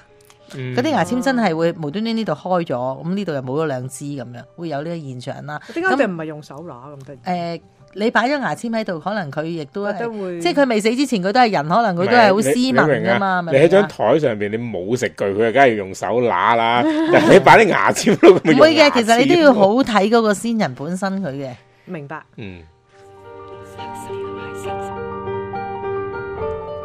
我係出咗名咧，黑森林嘅問題少年嚟嘅，咁咧就好多問題啦。咁但係咧，聽眾都有問題啊，就話師傅頭先所講，點解擺牙籤？咁點解唔直接擺筷子啊，或者擺刀叉啦？如果我就會咁，原來係咪攞唔起啊，太重啦，係嘛，師傅？因為咧，佢雲係好輕噶嘛，佢點攞得起對筷子？即係佢啱啱新軌嗰啲法力啊，或者嗰啲能力冇咁多。所以我哋就只不過係擺啲牙籤喺度，係我哋想證實下個先人有冇翻嚟咁解嘅啫。因為輕啲，即係等於啲人話擺啲粉喺地下，睇下有冇腳印一樣咯。係啊，其實咧回魂咧都好多一啲嘅傳聞啦，即係可以知道一啲嘅先人翻過嚟啦。咁我記得咧曾經聽過咧啲牛頭馬面咧帶佢翻嚟嘅時候咧，其實佢哋會係拖住隻腳嚟行嘅。鐵鏈聲同埋係啊，會因為佢俾啲鎖鏈鎖住咗嘛，佢好重㗎嗰個鎖鏈，所以佢咧行到要拖下咁樣咯，啲腳鐐啊所謂。所以就會係即係有啲教法咧，就係話不如揼啲爽身粉喺地下啦，即係佢如果有冇拖過嘅痕跡啊，或者有冇啲腳印啊嗰啲咁樣，就知道佢有冇翻嚟。但好多時都有嘅喎。係啊，即係好多人因為係想證實一下自己嘅先人有冇翻嚟咧，通常用呢啲方式咧係通常都會準嘅。咁同埋咧就話有啲人咧就會驚啊，咁咧就未必會全家喺屋企，咁就特登出咗街，咁到翻嚟嘅時候咧就要喺門口咧就要擺定一啲利器，咁啊 pling plang 咁咧就要話俾佢聽嗱，我哋而家洋人翻嚟啦，咁咧就等佢就要離開咯。但係自己屋企人嚟嘅。咦？但係我奇怪係咯，唔係應該個習俗係要全家人，甚至外國翻嚟咁樣都要最好聚埋一家人喺度嘅咩？咁咧有啲人係好怕、好驚呢啲嘢嘅，就算自己個直系親屬，佢都可能好驚啦，咁咪唔敢喺度咯。有啲人好細膽噶嘛。係啊，你咁樣諗係，即係我諗起我媽媽咧比較細膽嘅。咁嗰陣時咧，我爺爺過身嘅時候咧，又係㗎。咁佢即係大家都好驚，我好細個啦。跟住之後咧就係大家又知道過身，好即係會翻嚟回魂，應該唔好走啦，留翻屋企。但係又驚喎，咁就成屋嘅燈開晒。就咧希望咧佢淨係留翻一間房俾佢，嗰個時間咧淨係佢入嗰間房好啦。你唔好出廳嚟揾我，跟住就有條路引佢入去嗰間房咯。跟住即係一過咗就OK，跟住就開始自己跟住我哋就喺度食嘢啦。過咗路瞓覺冇事咁樣。其實真係都會驚㗎，有陣時。會㗎，其實人好難講嘅，係咪先？你又唔驚咧咁大隻？我唔係我都驚嘅，唔係即係我覺得反而調翻轉，即係如果嗰個係我哋話齋，大家話齋即係親人，你直係親屬。佢翻嚟望你一眼啫嘛，咁其實又唔會對你有咩傷害嘅，甚至我最我覺得最壞打算係瞓覺咯，咪瞓着咗佢如果真係要摸下你啊，睇下你，咪佢睇下你咯。啲人就係驚咯，有啲人咧就算係夫婦嚟嘅，譬如佢先生走咗，我識得有幾個善信都係咁嘅。佢先生走咗，佢好驚啊，因為佢驚佢翻嚟摸佢啊，驚佢翻嚟見下佢啊，咁樣同佢講下嘢，所以佢真係特登唔喺屋企嘅喎。不過嗱，如果你話佢人形翻嚟咧，即係你就會覺得好怯啊，你即係好似睇鬼片咁樣，因為撞鬼啊。咁但係有陣時佢回魂都翻嚟咧，都會有另一啲方法嘅，即係例如啲昆蟲啊咁樣嗰啲咁啊。冇錯，有陣時佢未必一定幻化到人形咁翻嚟嘅，可能有陣時點解成晚咁冇動靜嘅，都唔見佢翻。但係你一定會發現到咧，有一啲小動物，即係一啲昆蟲啊，譬如飛蛾啊，或者蝴蝶啊，或者螳螂啊嗰類咁嘅嘢，會喺屋企度出現嘅。咁呢一個咧就係你嘅親人，千祈唔好打咯。我點肯定佢呢隻咁啱得唔得一隻？如果有兩隻咁樣飛入嚟啊，咁點算啊？因為我試過咧，有前嗰排啦，啱啱有個疏堂親戚過咗身，咁我屋企咧有4隻飛蛾飛咗入嚟。唔出奇嘅，未必一定淨係個先人嘅，或者有機會係佢嘅親你嘅祖先啊。祖先係我聽過祖先。因為一個人咧，佢當佢彌留嘅時候咧，佢嘅祖先就已經會翻嚟咧接佢噶啦。即係驚佢啊，好多嘢唔識啊，即係打點啊，即係關照下佢啊，咁樣咯。咦，阿師傅，即係好多人咧，咪流離之間喺病房，哇！我又見到嗰啲全部過咗身嗰啲親人，過咗嚟，真嘅。我啱想講一件事就係我阿公咧，臨離開之前，佢係試過即佢係試過發開口夢啦。佢喺度講翻晒咩事咧，就係。佢同另外幾個親戚打牌嘅一啲事，即係好明顯係我哋知道佢係同邊幾個親戚打牌嘅，而嗰幾個親戚已經係去咗噶啦。佢又發口夢喺度同佢哋打牌嘅，即係佢係以前係好中意同呢幾個親戚打牌。冇錯，係100%OK 嘅，因為呢一啲係因為先人咧就祖先會驚你有啲咩走失，所以會嚟接應你嘅。你咁樣講開咧，我又諗嗰陣時我即係我嫲嫲又啱啱過咗身冇耐啦，即係喺佢走，即係講開佢生前嘅時候，其實佢好錫我嘅。咁我住圍村㗎，咁佢好中意咧就坐喺我屋企樓下，就等我出入，跟住之後見到你翻嚟啦，跟住之後你出去買餸啊，你今日又煮乜嘢啊？即係佢好關心呢啲嘅，咁日日喺度傾偈。咁之後咧佢過咗身之後咧，1個禮拜左右啦，我記得。咁我就發夢見到佢啦。咁我發夢見到佢，咦個樣係同佢出殯當日嗰張相咧係一樣嘅，即係好後生嘅黑色頭髮啦咁樣。咁跟住佢其實都唔算好講嘢，咁佢淨係講咗一句我帶你喺個地方啊咁樣。咁跟住我喺個夢境裏面咧，即係我係發緊夢嘅嗰陣時，咁夢境裏面咧。佢就帶咗我去一個地方，一個山頭嚟嘅。咁先上咗山，跟住之後咧，然後咧去到山後面咧，就跟住條樓梯一路行翻落去，一落到個山腳咧，就會有一間屋仔喺度。咁跟住有間屋仔，咁嗰間屋咧就係一啲舊式嘅灰色牆啊磚屋咁樣嗰啲嚟嘅。咁一落到去，一入門口咧，嗰度係一個後門。咁嗰個後門咧，一入到去就係廚房嚟嘅。咁個廚房跟住之後有個走廊啦，跟住就直入大廳。咁跟住去到坐到大廳嘅時候咧，就有一圍嘅人就坐晒喺度啦。咁我嫲嫲咧就喺度介紹，咁佢就呢個咧就係你太公，呢個咧就係你阿爺咁樣係咁樣。全部啲祖先喺晒度。未見過嘅，我淨係見過我阿爺啫。咁我係真係嗰個係我阿爺嚟嘅，係啦。咁跟住之後佢一路噏，咁有好多呢啲好多白鬍鬚啊，即係好你會覺得年紀係大啲嘅，肯定係長者。係啦，長者嚟嘅，係啦。而當時個夢境裏面咧，嗰個環境咧係比較灰灰暗暗咁樣噶，係啦，又唔係即係你又好似覺得係天光，但係又好似好朦朧咁樣嘅，又好黑啊咁樣嘅，好靈異咁嘅，好靈異係啦。咁跟住之後我喺嗰個夢裏面，我就覺得我好驚，但係我喺我意識裏面咧，我都真係震緊嘅，係啦。咁你會 feel 到噶嘛？你瞓着咗覺有陣時，你身體嘅狀況啊咁樣。咁跟住之後咁食完餐飯咧，咁跟住之後咧走啦咁樣。你走啦咁樣，咁就嗌咗我走，咁我就醒咗，跟住我就喺度震，同埋成身係好冰冷嘅。係，咁我即係覺得咦係咪報夢俾我咧？算啦，都唔理啦，因為可能因為呢排忙啊，佢啲身後事咁，所以即係日有所思夜有所夢啫，係啦。咁跟住之後咧，就去到有一次就同一大班屋企人食飯。即係同我啲阿叔啊啲一齊食飯啦，咁佢就話我嗰一晚咧發夢咧見到即係佢嗌媽媽嘅，佢話阿媽報夢俾我啊，佢帶咗我一個地方，跟住我聽到呢一句嘢，我就即刻等陣係咪咁樣㗎？呢個地方係咪一間山腳下面有間屋？跟住之後，然後穿過呢度有個廚房，廚房仲要有個係大鑊，有個大嘅爐灶，有個好大鑊，即係人哋煮大鑊飯嗰啲咁樣。跟住經過路跟住走廊，跟住去到飯廳出邊就有啲幾隻狗仔啊咁樣嗰啲。跟住話係啊，你又知嘅，你又發呢個夢啊？我係啊，我又發咗呢個夢啊。跟住之後，原來大家講嗰個地方係同一個地方，然後佢再話俾我聽。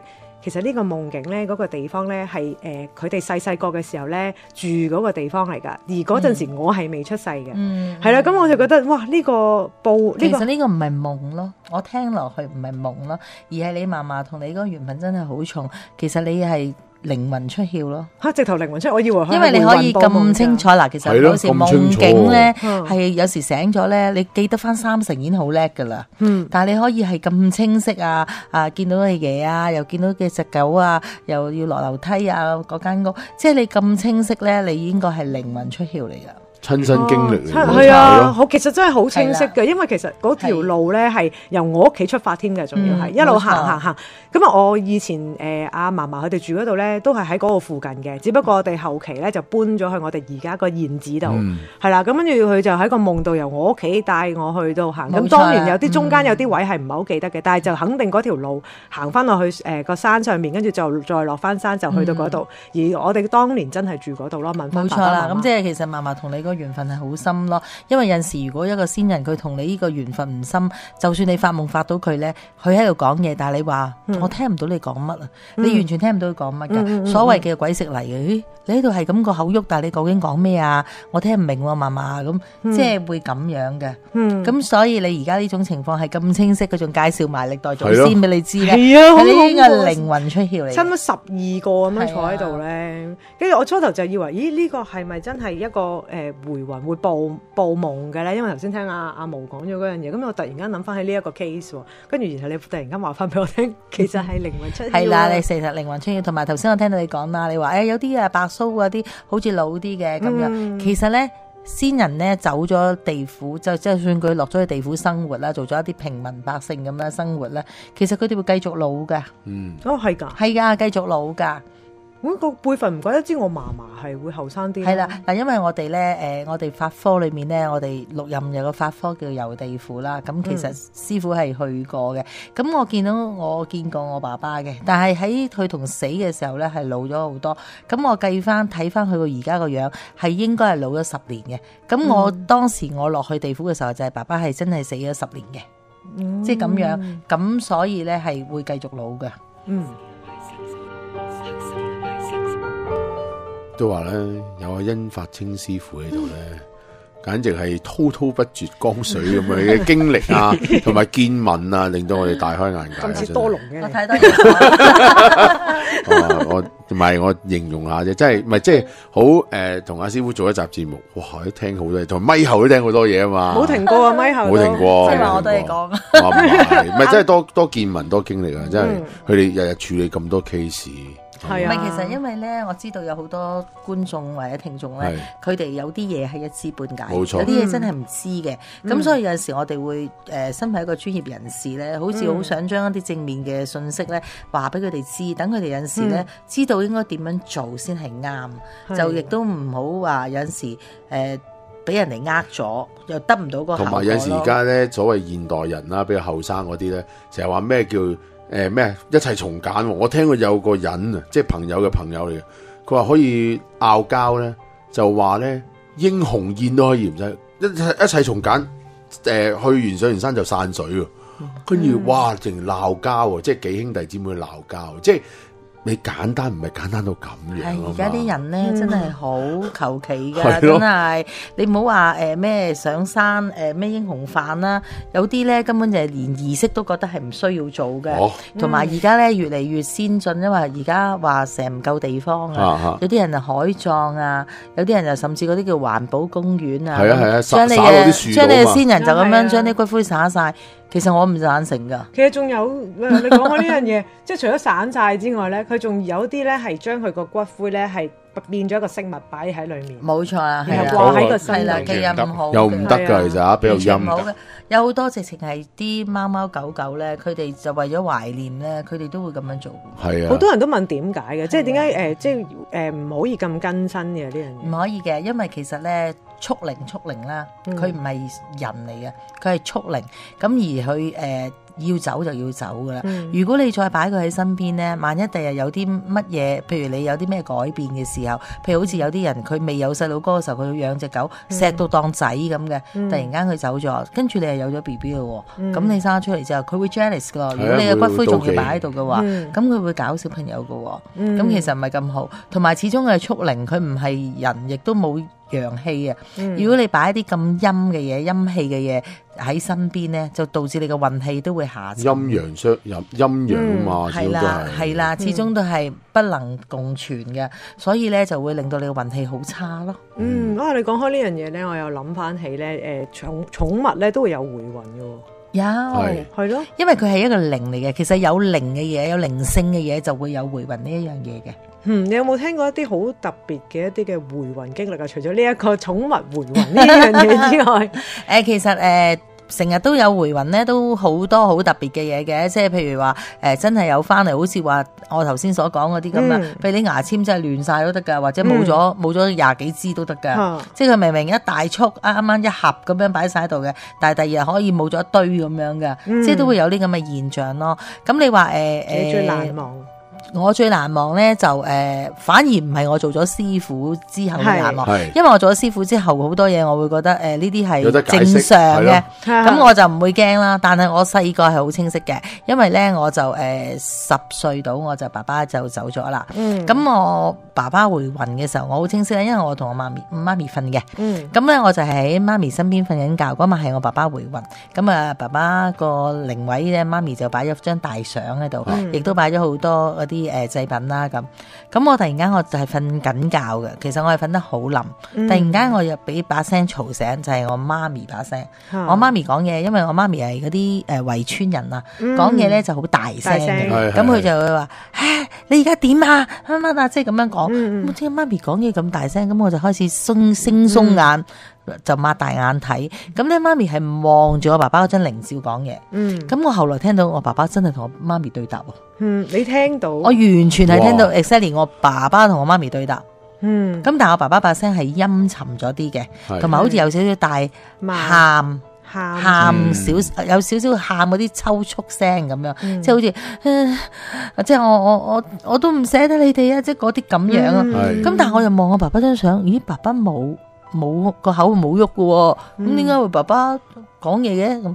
因為嗰時其實10歲咧，話大唔大話細唔細咧，仲係未咁清楚了解死亡究竟係乜嘢。咁我只係會覺得爸爸死亡係咪即係去咗好遠嘅地方啊？咁一媽咪咧就會覺得細路仔唔好亂講嘢啦。爸爸去咗好遠嘅地方啦，唔翻嚟嘅暫時咁，即係會咁樣氹我哋咯。咁我就會唔知道咩叫死亡，亦都唔知道原來爸爸係呢世都唔會翻嚟嘅。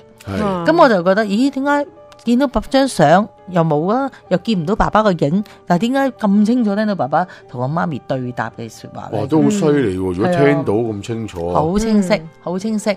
咁因為咧嗰陣時我爸爸係做廚師嘅，佢係好少翻嚟嘅，即係佢係做酒店嘅廚師，佢係好少翻嚟嘅。咁啊可能一個禮拜先翻嚟一次睇我哋啊咁樣。咁所以佢死嘅時候咧，即係佢係覺得好唔捨得我媽咪啊，即係覺得好似冷落咗佢咁啦。咁同埋咧屋企得我個女啊，我爸爸就當我寶咁嘅。咁佢翻到嚟咧，佢淨摸我淨感覺到我爸爸摸我嗰種暖喎，反而唔覺得凍。咦，係咯，唔係靈體都反而唔係凍嘅，係暖，係好滾熱辣咁摸落我塊面度嘅。就嗌即係嗌我玲玲咁樣嗌我嘅。咁係好清晰嘅。咁同埋另外有一次咧，就係我爸爸死咗之後唔夠3日啦。咁有一晚我同媽咪一齊瞓咁嘛，又係我聽到我爸爸好大聲講話叫我媽咪起身，有蜈蚣，嚇到我都起身。咁我媽同我一齊彈起身嘅。咁真係有條蜈蚣喺個枕頭嗰度。因為嗰時我哋住緊一啲唐樓啦，咁可能係喺隔離擒過嚟啊咁樣，咁係好清晰。咁我話咦，爸爸咧，點解唔見咗嘅？咁即係明明係好清晰聽到爸爸話，有蜈蚣啊，你快起身啦，咬你哋噶啦咁就立即聽，即係即刻彈醒。係啦，呢一個反而呢一啲經歷咧，就係我自己親身感受，係呢一世都唔會忘記咯。直情係貼身啦，你自己仲要未做師傅嘅時間，更加當時哇咁深刻，好深刻喎！呢啲真係好深刻啊！即係會呢一世都咁記得咯。因為係好清晰嘅。咁同埋咧就係爸爸翻嚟嗰個密數咧，就係啱啱係叫所謂頭七啊。跟住尾七37咧，我媽都有拜噶嘛。但係再冇聽到爸爸，亦都再冇見過爸爸嘅蹤影。跟住咁多年嚟都冇。即係真係走咗。即係真係壓走咗就係走咗，冇再留喺度。不過反而覺得你寧願去壓走咗，好過留翻喺個陽間度飄飄浮浮啦。係咁就自己學咗法之後，都真係遊地府見過佢，覺得安全咯。咁其實我都有個笑話好笑咯，就係因為不停咁出啲新紙紮啊嗰啲咁嘅嘢。咁後來嗰陣時好興出薄電視啊，係啦。咁我就貪得意咯，買個薄電視俾爸爸啦，咁燒俾佢。點知我落地府咧，遊地府嘅時候，佢帶我真係去佢嗰間屋嗰度睇。咁而嗰間屋 exactly 嗰個名咧，就係媽咪當年即係做殯儀嘅時候燒俾佢乜欣乜乜大廈咁樣。咁我去到佢話：咦，呢間就係我屋企，我睇咦真係喎，同嗰間屋一樣嘅咁。跟住我入到去見到個薄電視，佢話：乜你哋而家上面興呢啲咁薄嘅電視咩？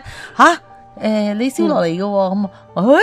原來真係收到㗎咁喎，係真係幾得意喎。係啦，但係反而咧，我話我都有燒包心翅肚俾你喎，爸爸你收唔收到？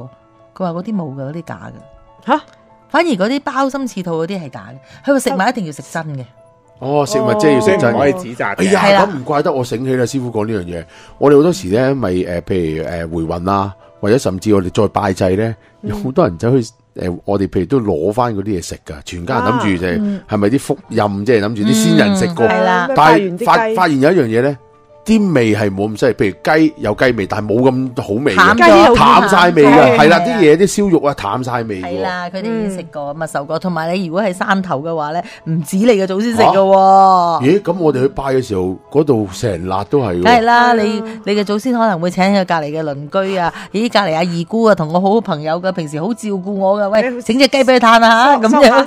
咦？咁樣喎，咁你食咗二姑嘅口水尾可能。係都冇辦法啦，都冇所謂嘅，係。但係都有好多嗰啲唔同嘅即係仲有其他啲習俗咧，都真係會食翻呢啲嘅喎。係啊，即係一般就話呢啲係福蔭咯，即係福蔭後人啊咁。但係我哋就即係可能我哋法科咧就對呢方面係比較敏感啲，同埋我哋太了解，所以我哋通常山頭啲嘢我哋都唔即係同你做擺低，同你做過酒店嘅啲人話唔喺度食自助餐咁解啫。同埋有啲人又有少少孤寒咯，我會覺得哇成100蚊買隻雞唔攞走，咁啊咪俾啲山狗攞走咁樣，梗係攞走啦咁樣。你自己食啊嘛，拜完就攞走噶啦，咁啊留低2嚿鬆糕就算。唔係，不過我諗如果舊一代咧，可能當年即係幾廿年前或者啲物資冇咁豐富啊咁樣，可能佢哋覺得誒唔好浪費啦，咁樣就攞翻去就分翻。因為我試過跟我媽媽去東莞，佢哋拜完啊，真係巡遊咁喺個山度，都攞翻去食嘅就啲嘢就係。即係所以各處鄉村各處例咯。所以我頭先所講咧，就鮑參翅肚真係唔得，佢哋一定要係食真嘢嘅。真係要真嘢。咁同埋咧，嗰啲